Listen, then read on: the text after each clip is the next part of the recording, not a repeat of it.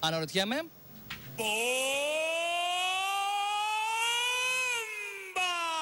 Φίλε αγαπημένη, πόσο ικανοποιημένη είσαι από το μέγεθος του στήθους? Χριστέ μου, καθόλου. Έχετε σκεφτεί ποτέ με τις φίλες σου να κάνετε ποτέ αυξητική στήθους? Όχι, δεν νομίζω ότι χρειάζομαι. Έκανες ποτέ μια επέμβαση σιλικόνης? Άμα μου δίνεις τα λεφτά. Καλά, η κυρία δεν θέλει αύξηση, θέλει στη λίστα. Ποιο θεωρείτε το ιδανικό μέγεθος σε στήθος γυναίκας? Νούμερο θέλεις? Ορίστε. Ας το χειροκροτήσουμε τότε. Που είναι το ιδανικό, φίλοι, να το χειροκροτήσουμε το ιδανικό στήθος. Τι νούμερο στιθόδες μου φοράτε? 85D.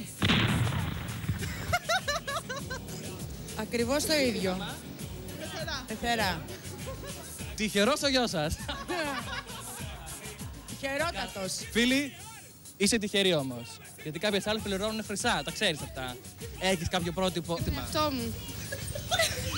Κοίτα, το μεγάλο στήθος είναι ωραίο, αλλά μετά άμα έχεις μεγάλο στήθος, έχεις άλλα προβλήματα. Δηλαδή, έχεις πολλούς φίλους μετά. Αυτό είναι το πρόβλημα, νομίζω. Όχι, μετά είναι άντε να βρεις μαγιό να το καλύπτει. Άντε να βρεις μπλουζάκι Καλώς που να το σου είπες, κάνει. φίλοι. Το δικό σας νούμερο ποιο είναι? Όχι, δεν θα πω, ευχαριστώ. Γεια σας. Θα με αναγκάζεις να ψάξω. Εκεί. Εσείς τι έχετε? Σε.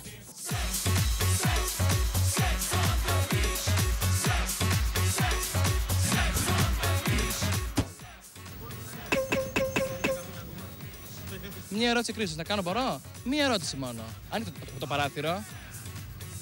Πολύ στάρ το παίζετε με το φύ με το τζάμιο. Ναι. Ποιο είναι το ιδανικό μέγεθος ένας στήθος γυναίκας? Σε πιάσα. 3,5-3. Τι έχεις? Μυρογνωμόνιο. Έχεις πέσει ποτέ σε ένα ψεύτικο στήθος? Να με. Και πώς το καταλάβα, με σφύριζε, τι έκανε? Εμένα μου άρεσε το μικρό φίλο. Και τώρα μια άλλη ερώτηση. Έχετε τύχει ποτέ να υποψιαστείτε ότι ίσως μια φίλη σας έχει σιλικόνη? Ναι, Και πώς το καταλάβατε? φαίνεται. Φαίνεται με το που το πατάς.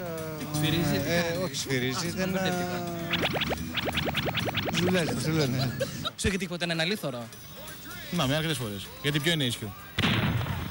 Καταραίουν πολλά, κυρίες και κύριοι, σήμερα. Οι κοπέλες τη σήμερον ημέρα τρέχουν ώρες και κάνουν επέμβαση στήθου. Συμφωνείτε με αυτό? Όχι. Αυτά που έχει δώσει ο Θεός. Αν είναι όμως πολύ μικρό, τι άπολε Το κοπέλα. φάει. Θα το φάει. Τι Το μεγαλώσει λίγο. Όχι, δεν χρειάζεται. Όπως σου έπλασε ο Θεός, θα κρατήσει μέχρι τέλος. Τώρα, αν βγάζουμε εμείς το τέτοιο, βγάζουμε εκείνο, βγάζουμε το άλλο σκοπό. Καλά τα είπα. Καλά, σούπερ τα είπατε. Α, σούπερ. Εσάς σαν άντρα, σας έχω δει έτσι και λίγο ψιλοκομενιάρη. Θέλω να μου πείτε, ποιο είναι το ιδανικό στήθος σε μια γυναίκα? Δεν είναι στο ιδανικό. Στρογγυλό, δηλαδή μακρύ, κοντό, τι.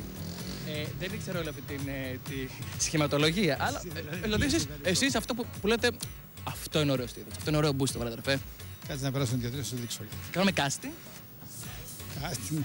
Next top στήθο. Τι λέτε? Είναι γυναικεία, φίλη, η ερώτηση. Γιατί να τη λυπηθώ? Γιατί? Εμένα ποιος με λυπάτε, κυρία Μπέρα, εδώ όλη την ώρα? Μια μισή ώρα, χάσω 2 κιλά. Μην τα πάρω στο κρανίο τώρα. Κοίτα εκεί. Το ρίξει αλιγάτο. Και ούτε θα μιλήσω, ευχαριστώ πολύ. Να είστε καλά. Μες στην ξένη, λέει η κυρία όμως. Λοιπόν, Εσείς τι φοράτε? εγώ φοράω 70B. Κατάλαβα. Αυτό δεν είναι μπε, αυτό είναι μπε. Πόσο είναι το δικό? Δεν σου λέω. Θα με κάνεις να το ψάξω.